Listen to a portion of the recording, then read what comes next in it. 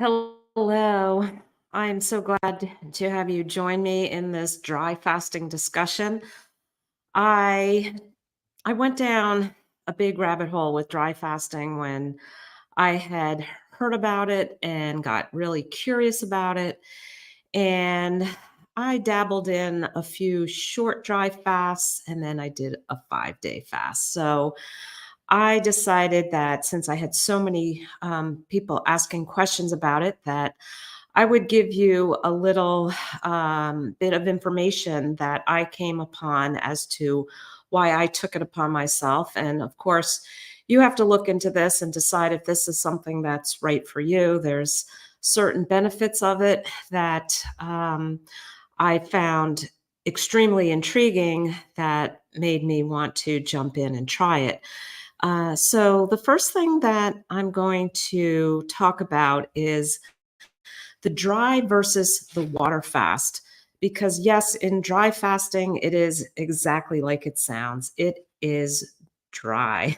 There's no food and there's no water and there's no drink of any sort whatsoever. So, yes, exactly like it sounds. It is not putting anything in your mouth for the period of time. So, the benefits of a dry over a wet is that there's more intracellular toxicity through autophagy that can be removed with the dry fasting. And when we sleep, we are obviously in a dry fasted state. We are not eating or drinking. So it was thought that since sleep is so restorative for our bodies, that mimicking that same type of situation of no food, no water, that it is mimicking the restorative aspects of what you get while sleeping. And I don't know because I don't have the exact studies, so don't question me on this, but from many sources as I looked into this, it was stated that 1 day of dry fasting was equivalent to 3 days of water fasting. So I don't know, take that for what you want. I liked the idea that I was not only doubling down, I was tripling down on the benefits. So, again, I didn't find the exact scientific data on that, but it was repeated. So, it doesn't make it true, but um, and for sure, and I repeated this to make sure before I was going to say anything, but dry fasting in every single attempt that I did was much easier than the water fasting. And I can't explain why. People ask me why. I'm not I can't find an answer to it, but I will say I looked into the comment section of multiple dry fasting videos or blogs, and it was the same type of information. People were emphatically stating that it was easier for them than a water fast. So, what was I to do other than jump in and do it myself and see if I experienced the same thing? So, thank you for joining in live. Hi, Joanne. Hi, Rose. Yeah, if you guys have any questions as I go along here with the dry fast, certainly type them into the chat and I'll try to get to them afterwards. So, yeah, so what I did was to see for myself because I'm not a big fan of water fasting. I dislike the feeling of hunger. So I initially did actually, the first dry fast I did was a 60-hour. And I emphatically felt it was easier than a water fast.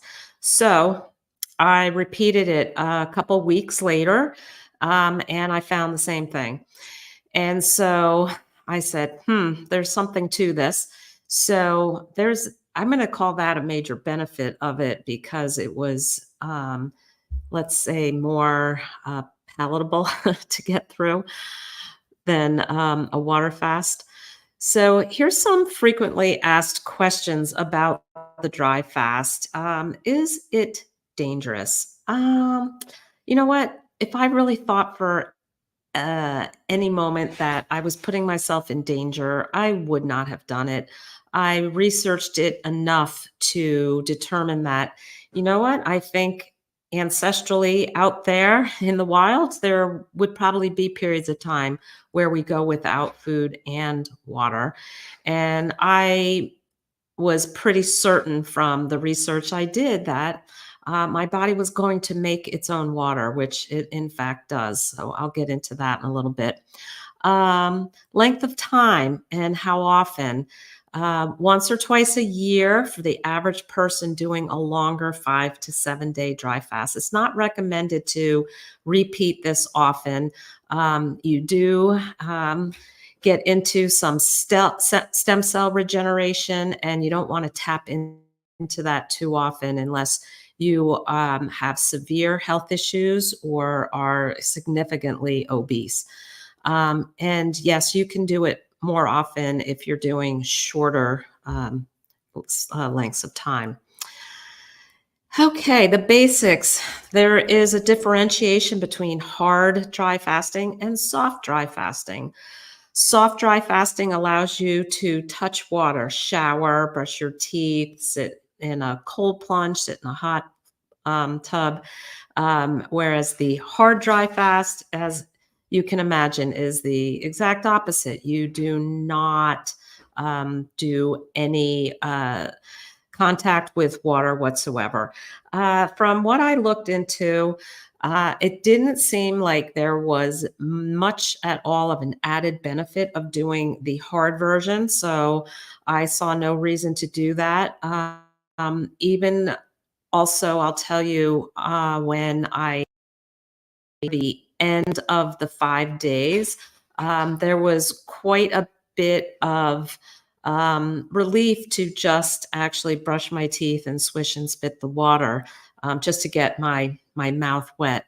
And I'll get into the thirst aspect of it too. But basically, the shorter ones are 1 to 4 days, longer 5 to 7.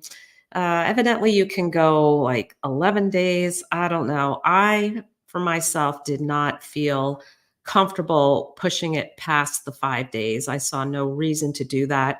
I got some great benefits, and I was ready to stop it on that fifth day. And, you know, I think you really need to listen to your body. You need to not have a set period of time where you're just going for it no matter what. I'm going to talk about paying attention to signs of dehydration.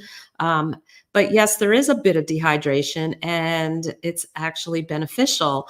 And it's not something that you need to fear or freak out about. But any signs of significant dehydration, then we need to pay attention to that. So, all right, I'm just going to go into some of the benefits, because why on earth would you do this if you weren't really going to feel like there was specific health benefits that you wanted to gain from this? Of course, top of the list for many metabolically challenged people who have issues with glucose and insulin sensitivity is you can pretty much assure yourself that you are going to prevent diabetes going forward if you, let's say, just periodically practice dry fasting. Whether, for some people, it might be 24 hours once a week for a bit until you get metabolically healthy. And then after that, you know that it's going to be something that you can use as a tool. But really, once you get metabolically healthy, we shouldn't have to do anything dramatic like dry fasting just to control our glucose. Hopefully, we're doing that with the diet that we choose to eat. But many studies show that after a dry fast, you absolutely have an increase in your insulin sensitivity. So, again, for anybody who is metabolically challenged in that area, this definitely has a benefit. All right. The other is this inflammatory issues that so many people have, and even autoimmune issues. It can dramatically help inflammation. And I put up this graphic here because not to get lost in the weeds with the science of it, but understanding that there is a lot of science that is studied regarding this, and that you have to just know that you will significantly decrease inflammation by doing this. And this was another really interesting one to me, and I did look at quite a few different things about this, because I was like, well, why isn't this more spoken about and known, if it can actually either reverse osteoporosis, help it, or prevent it going forward, especially for people who might have the early starts of it. It's the benefit of your bone health is really impactful. Our bodies secrete a hormone called PTH, parathyroid hormone, and during and for this to happen, this is from everything I was looking at. It's not only for the long dry fast, it's actually also in the shorter ones. So it helps with bone reabsorption, bone formation, and increases calcium levels in your blood without taking any calcium supplement, which you all know, if you know, things that I have spoken about, is I'm not a big fan of synthetic supplementations. So this is really pretty huge for me, as far as being able to hopefully get some information out about this osteoporosis benefit. This is another biggie. Alzheimer's, dementia, these are huge.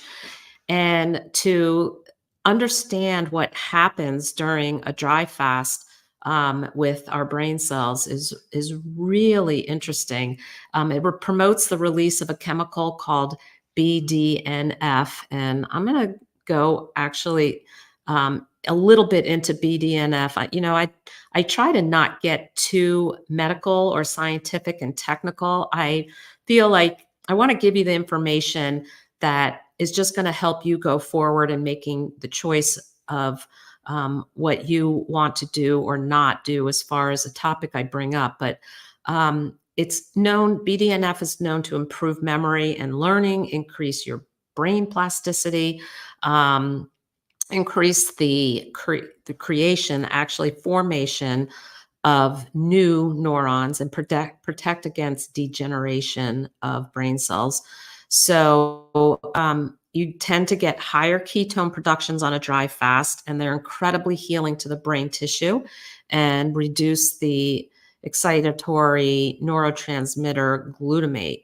And it has a calming effect on conditions such as anxiety too. So again, a lot of benefit. And I'm going to just go into a little bit because this BDNF, brain derived neurotrophic factor, is a protein in the brain and spinal cord.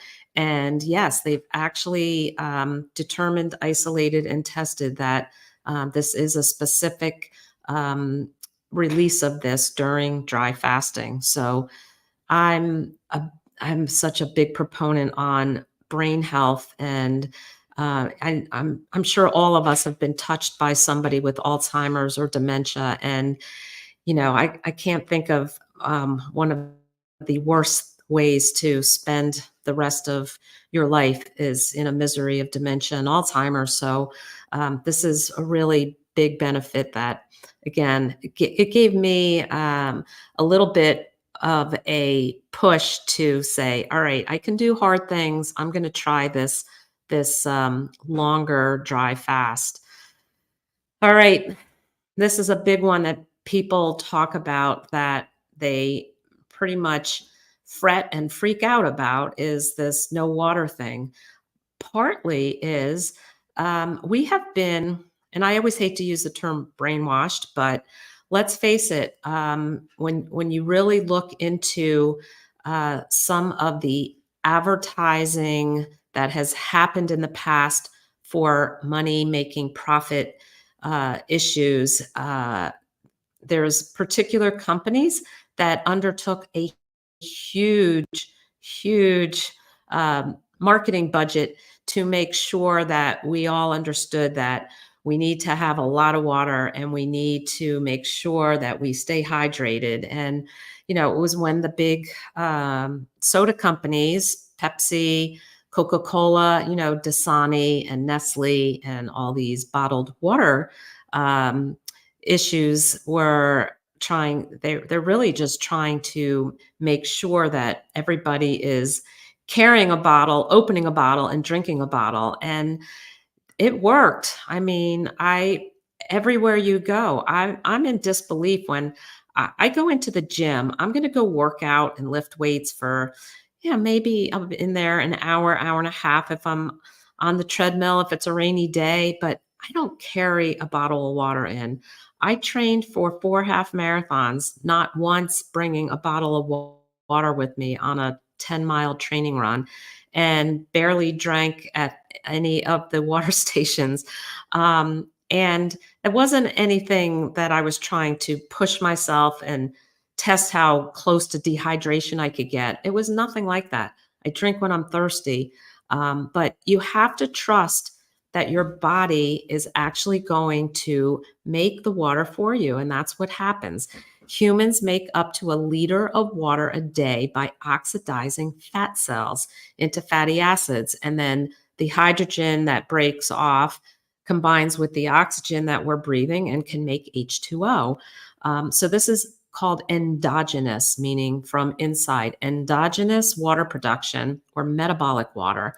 And when we burn fat cells, we get water and oxygen, and that water is flushing from the inside out, and it enhances the detoxification process.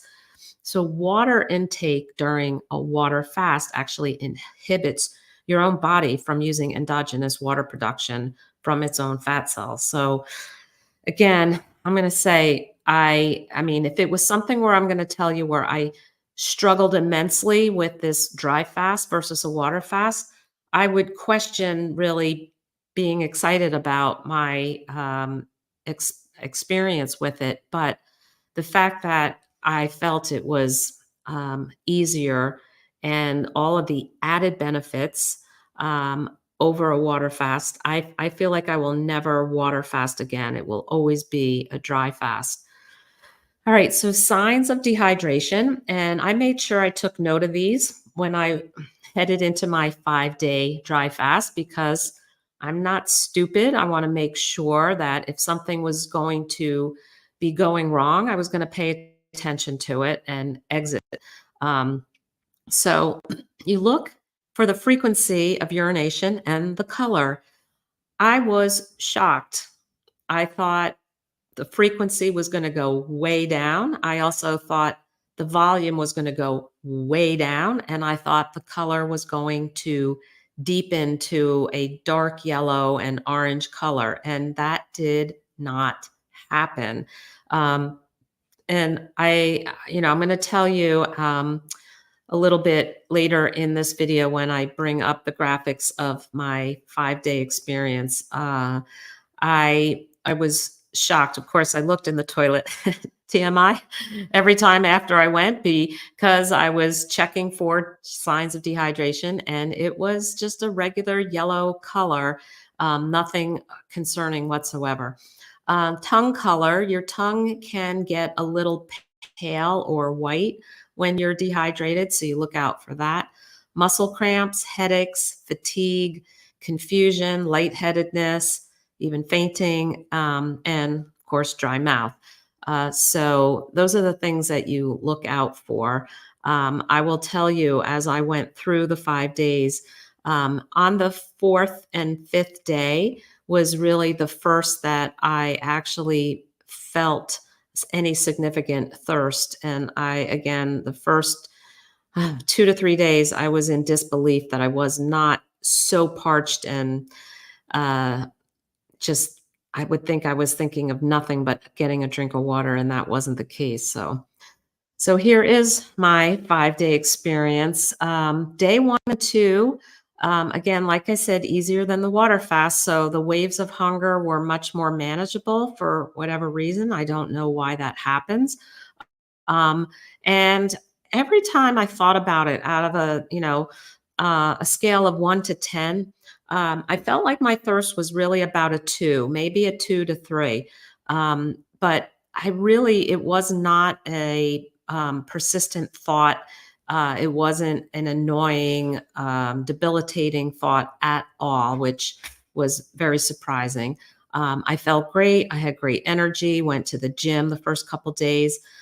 So then day 3 and 4, hunger was slight. It was still there. I know some people say, yeah, it just goes away. I mean, I don't know whether it was out of, I don't want to say boredom or just wanting to eat because I enjoy eating so much. I'm not sure, but there still was the thoughts of food, but it was pretty easily ignored. Thirst was really, like I said here, just maybe crept up to a level 3. I felt perfectly fine. Heading into the fast prior to starting, um, I in the very first ones that I did, those 60-hour ones, the first one I did, I didn't even know I was going to do it until the moment I started. So I did not um, pre-hydrate in any way. For the 5-day one, yes, I did. I made sure I drank a nice full container of water going into it the night before. But sleep didn't get disrupted for me until like day 4 and 5. And I think that's because my ketones got up to about a 5 at that point. I was still walking each day. It's recommended that you really chill out, relax, take it easy. But I fully felt energetic and went for walks and didn't really have any sort of um, extra desire to sleep or take a nap at all, although that is common from what I had looked into. And I was still going to the bathroom on days 3 and 4 a few times a day.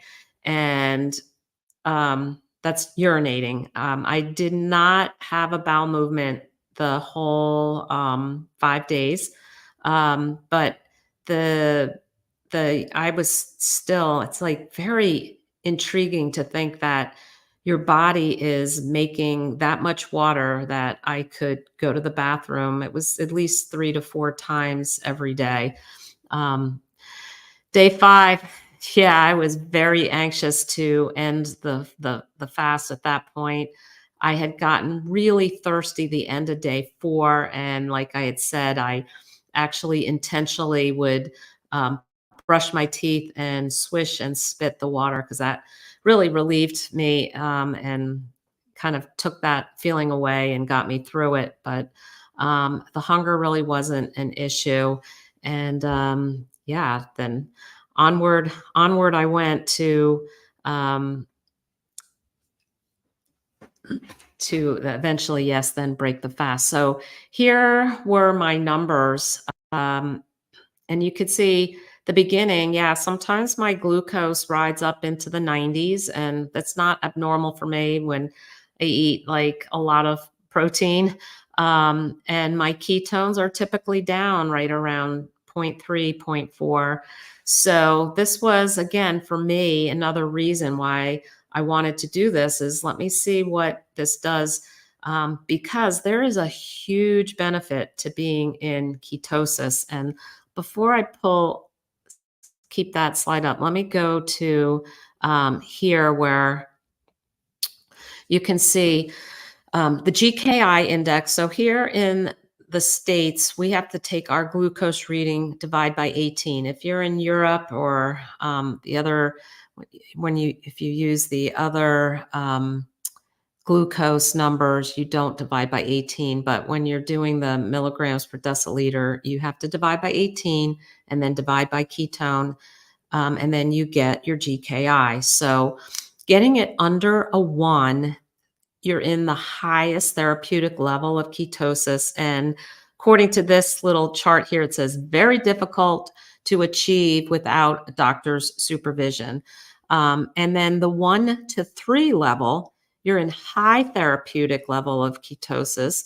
And so look at this, when you see that it's for those using keto therapeutically for the treatment of diseases like cancer, epilepsy, Alzheimer's, Parkinson's, traumatic brain injury, and chronic inflammatory disease.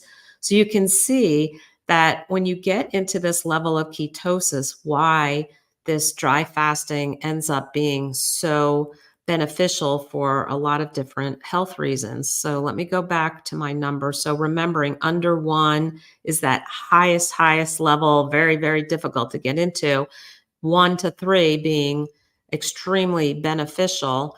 And so here you can see mine. I started out at 17.9, not even in ketosis, and then got to 5.6, which was it's a great level. But then here we go, 0.8, 0.8, 0.7. So what a wonderful 3 days there I spent in that very, very highly ketotic state. And yeah, I think that if any of you who have experienced this, go ahead and leave message and in the chat, and we can talk about it. But let me go over. Oh, hi, Jojo. Jojo joined my group today. Thank you. I'm very much so looking forward to meeting you, getting to know you.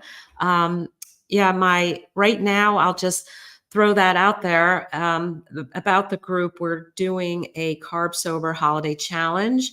My group is an ongoing year-round. I've done it this is, I think, my 5th year, where it is a community of just learning. I have so many resources in there. I have a whole section about fasting and dry fasting. I have sections on lion diet. I have sections on blood testing, and there's huge resources. And I also have some free PDFs in there, and I have everybody work through their sober circles and their why document to what? Stay consistent and stay out of the carb ditch. And sometimes we have to do hard things. And if you've been around me, I say, suck it up, buttercup. This isn't easy. If it were easy, everybody just be cranking along lean and metabolically healthy and not have any issue with food. But unfortunately, our food system is so, yeah, it is so far removed from what we should be eating, and it's caused so much disease. And so I'm just so thrilled to be able to join together people who have come to carnivore, and it makes it so wonderful to be able to talk. I meet with you live about 4 or 5 times a week. So I will put a link. Actually, I'll post it right here in the comments if anybody wants to click on that, and you can check out the group. So let me go up to some of the comments and questions. Mrs. Black Sheep says, I did a 5-day water fast and loved it. I did not want to eat again because the clarity was amazing, and you have ADD and anxiety. Yeah. So I say try the dry fast. Just if you can make it 5 days on a water fast, and then the added benefit of the dry fast, just see what happens. Oh, hi, Kelly T. Kelly T says she met me in Charlotte. That was a great meetup. That was a lot of fun. I am so passionate to try to get to as many meetups as I can because they're magical to be able to get together with others who are doing the same and have optimal health as their goal too. When I broke my fast, I did first just some water. August Dunning, Dr. August Dunning, he has a lot of YouTube videos, and he has a book called The Phoenix Protocol, which goes into it. I will link that in the notes here of this video. And he recommends for the longer fast. I really, honestly, if you're doing anything like 3, 2, or 1 day, I don't feel like you have to do anything coming out of it. The 5 day, I kind of felt like maybe I should ease into it, but he has a little protocol, like half a teaspoon of baking soda in a glass of water that you slowly sip over a few hours. I basically had a glass of water that I was eager to get into. And then probably an hour later, I made poached eggs in some bone broth, and then that was it. Then I went just outright to eating and didn't really have an issue. I had a little bit of loose stool for a day or two after, but supposedly that is from parasites dying off, because parasites are an organism that cannot themselves produce their own water. So when you starve them of water by not drinking, there will be die off. I didn't go real far down the parasite road, looking so hard into that. I looked at it as there was so many other benefits, as the osteoporosis and Alzheimer's and insulin sensitivity and inflammatory and autophagy. The parasites was just going to be an added bonus for me. I don't know where I stand with that. I've not ever done a parasite cleanse or think that I'm in need of one. So, like I said, any parasites exiting that needed to exit, I was good with, but wasn't fixated on that. Um, Ruben says, I've been doing, oh, you know what? I keep forgetting I can pull these over. Been doing carnivore for about 10 months, been wearing prescription glasses for about 2 years. How long before my eyes heal to where I don't need to wear the glasses anymore? All right. So there has been quite a bit of testimonials that come into me about eyeglass prescriptions reducing with each successive eye doctor visit after staying very consistent carnivore. So, vitamin P for patients, Ruben, there's no way of telling. I don't know. Maybe does your body have other things it's also healing? All I know is that there's definite evidence that our bodies are trying to heal all our organ systems, whether it's the GI, whether it's skin issues and metabolic issues and depression and anxiety issues, or dry eye or eye issues, So just keep envisioning it getting better and see what happens over time. Um, yeah, here, let me pull over some more. I find it interesting that when we were kids, the so-called health authorities claimed we die with no food and water after 1 to 2 days. And yeah, a lot of people said that to me. I think I was on day 3 and they said, no, you can't go more than 3 days without water. Like, everybody knows that. I'm like, yeah, that's not the case. I'm still here. And I know, like I said, that there's people that have do 11 days. I even think there's an 18-day, but from everything I researched, there was no benefit, zero added benefit going past that 7th day. So, and again, for me, I just decided 5 was where I was calling it quits. So, um, let's look at, Jack says, on my first attempt after having done some 40-hour trial runs, made it to 66 hours before your pulse rate went over 120, came back weak, and then you broke the fast.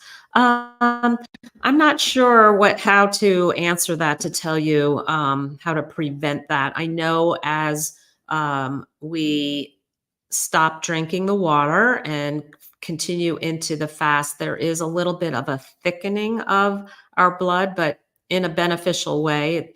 All these things happen for a reason, but I wouldn't push it.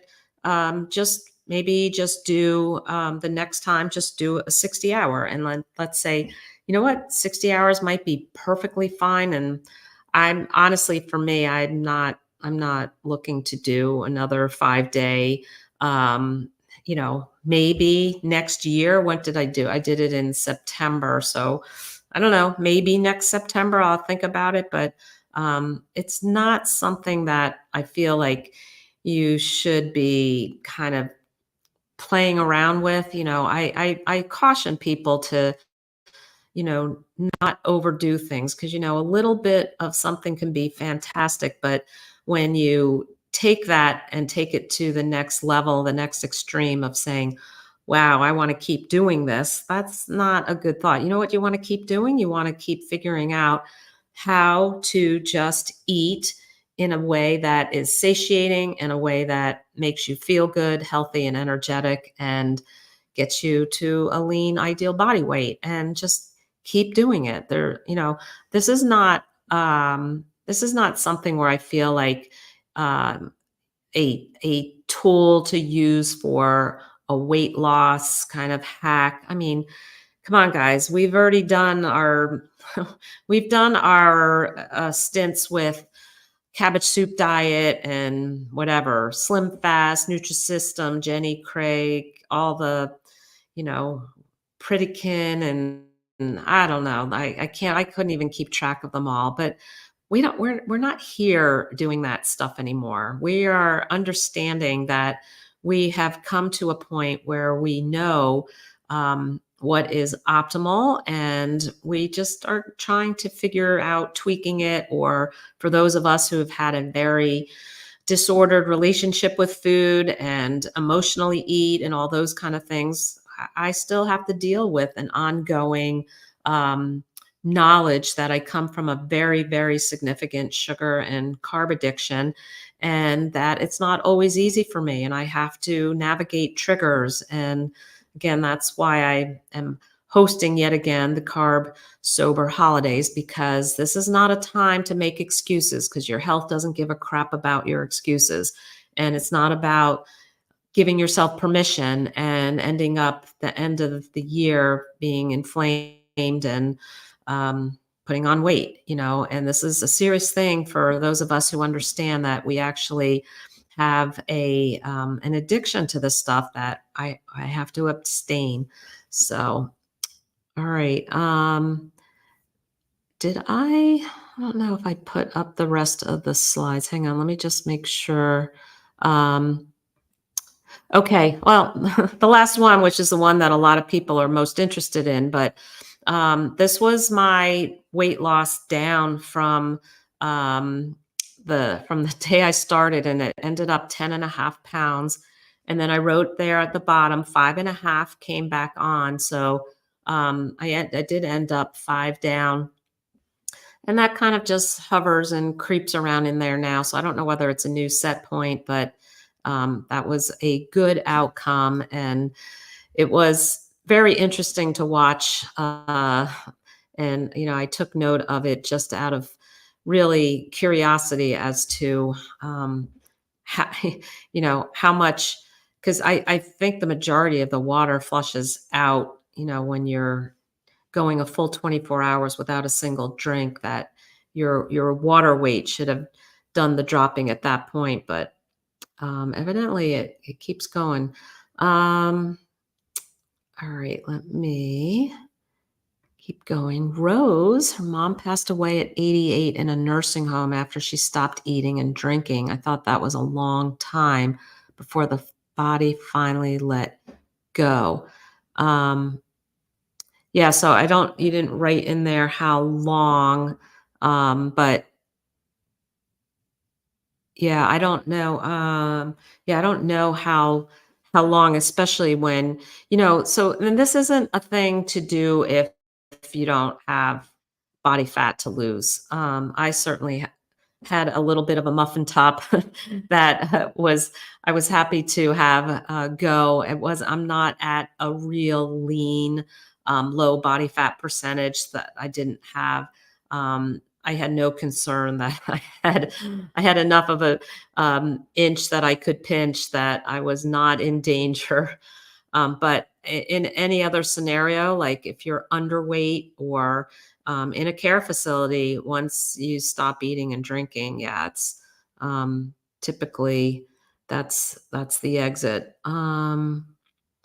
Okay, so Kelly says I have 1.9 fasting insulin. Is that considered insulin sensitive?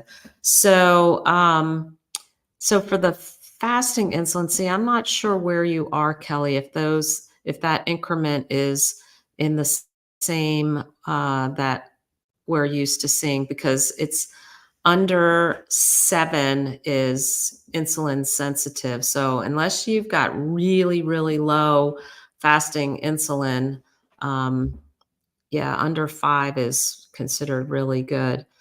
Did I continue to work and do everything as usual? Or I did not take time off. So I will say, though, in the videos, I watched various people with and read various different things about dry fasting, and a lot of them said, make sure you get a period of time where you can do this. And there are some people who have said that too, that, yeah, they need to make sure it's, during a 3-day weekend, and they'll do a 3-day because they can't. But, I think part of it, and I didn't mention this because actually today's October 1st. I think it's International Coffee Day, but that's one of the main issues for people taking on the dry fast is there ain't no coffee. And so then you got to deal with caffeine withdrawal and the headaches, and caffeine is also it's dehydrating itself. And there's a lot of issues with that. And so another reason why I say this is a substance, the the burnt seed water, that we shouldn't be on at all.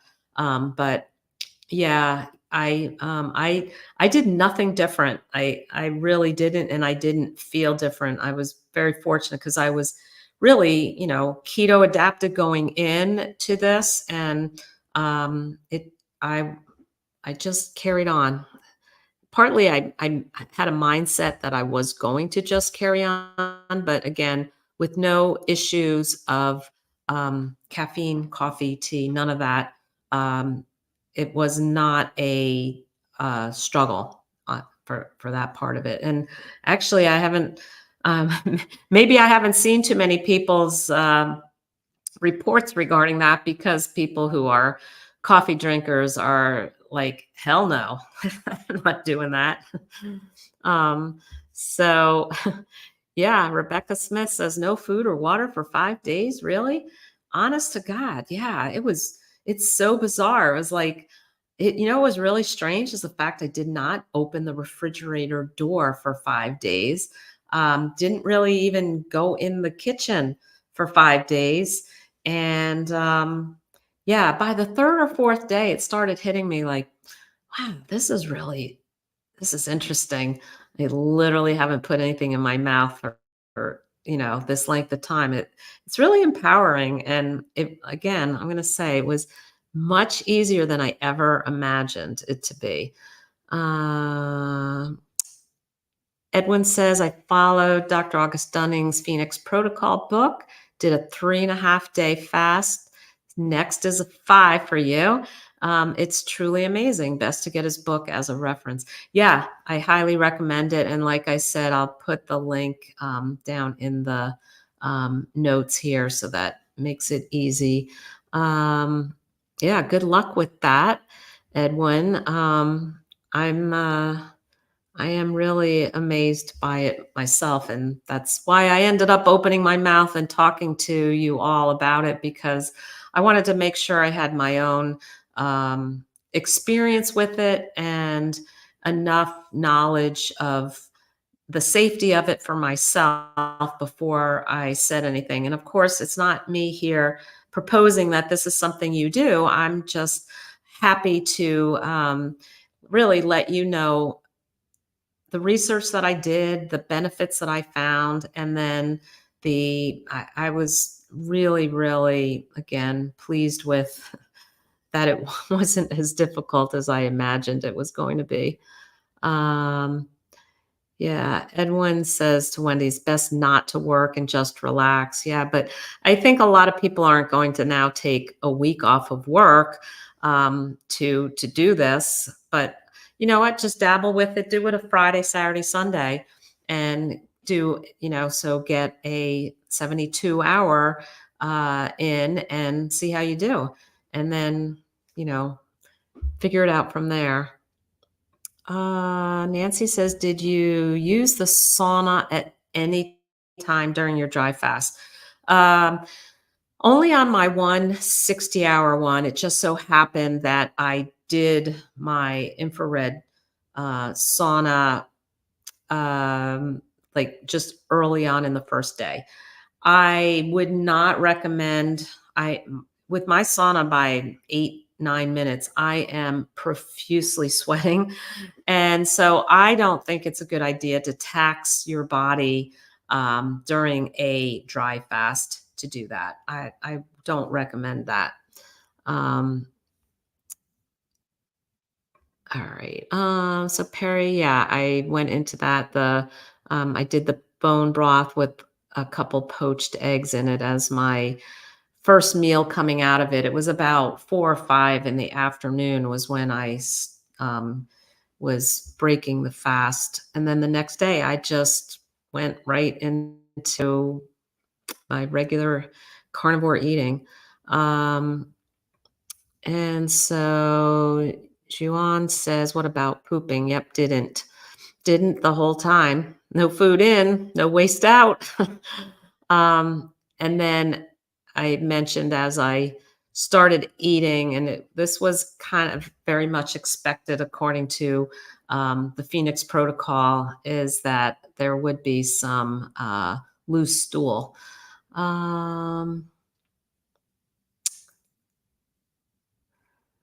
Let's see.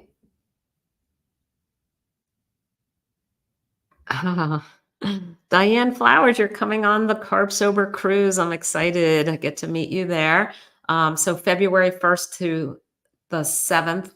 I'll put the link in the chat right now for anybody who might want to get information. I have right now, as of now, over 100 people are booked on this cruise, and I am making it just so that we're out cruising down to the Caribbean in the middle of the winter, so we can get sunlight on our skin and in our eyes and be together with others. And I have been on about 12 cruises, and I just like to be the let's say, encouraging captain of carb sobriety. Anybody and everybody's welcome. We're not the carb police. You can eat whatever you want. This is just me saying, I'm going to have dining tables set aside for us at the main dining room, and the staff is going to know that we are allergic to seed oils, and cruises are great. It's all you can eat. So it's meat, seafood, and eggs. And I just feel like it's going to be an empowering time where for some people, it might be the first time where they go away on vacation and just don't let all hell break loose at the dessert buffet and say, you know what, I want better for myself. Whatever I put in my mouth at any moment, whether I'm on a trip or I'm at home, does it lead to health or harm? And, you could say, well, that's very restrictive and you got to live a little, but you know what? It's not restrictive. What's restrictive to me is being in the hellhole I was of being in the carb ditch, because it takes a long time for a lot of people to climb their way back out of the ditch once you start going in it. Oh, and so everybody who comes on the cruise is going to get my band that I made here, which Carb Sober Cruise, so we can identify people on the ship. Carnivoredoctor.com, and then hashtag allergic to seed oils is on the inside of the band. So you can just flip it, and how cool is that, right? And so it's very inexpensive, and it's just going to be, and actually Bella from Steak and Butter Gal and her husband Max are coming on the cruise too. So it's going to be really a fun time. So let's see. Jojo says, I have an Italian party this weekend. I'll eat before I go and pray. Yeah. So you need to have a plan. You have a plan in place. Um, if you know there's going to be a ton of garlic bread and lasagna and all the things that you used to dig into that don't make you feel ideal, and have a plan by eating ahead of time, and maybe bring some bacon knots or some bacon wrapped scallops. Bring something that you can have, or some sausage cheddar meatballs. Just bring stuff that you can have too. um, and Peaceful Wolf Retirement says, just make sure that the kidneys are not overloaded with oxalate dumping. Otherwise, supposing that's worth to give it a try and experiment. Yeah. So if anybody has any significant health issues, you want to do something like this more cautiously. But I would say for sure, go ahead and experiment with a 24-hour dry fast. And don't push it past that if you feel like you're susceptible to different issues. Um, and then he said that I did have these kidney stones and now I'm converted to water drinking a lot every day. Yeah, there's reasons why we need to be cautious about what we're doing. So, all right. Thank you so much for joining in. And I hope that this information was at least just something that's interesting out of curiosity. And of course, it's like I said, nothing that I'm pushing or promoting. I wanted to share my experience that because it was really a positive one. And once I looked into a lot of the benefits, I said, you know what, this is really worth sharing. Oh, also, I wanted to make sure that, I'm all big on the circadian rhythm, and there is a circadian rhythm disruption challenge. And I'm going to put that over in the chat. Did it go? Hang on a second. Yep. I just put a link over in the chat. I've been posting about it over on Instagram, but I do realize some of you YouTubers here are not Instagrammers. So it's a 21-day free challenge. I highly recommend. It showed up on my algorithm. This is not something I am promoting or part of. It is something that I really do feel personally I'm going to get a lot out of.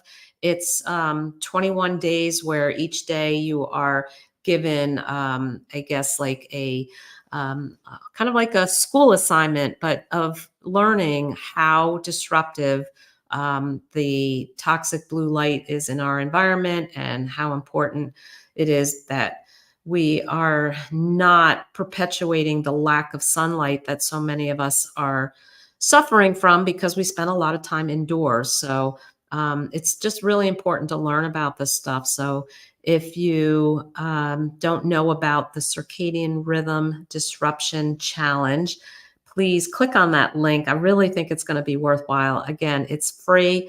You give them your email and it starts October 20th. So, all right. Have a great evening.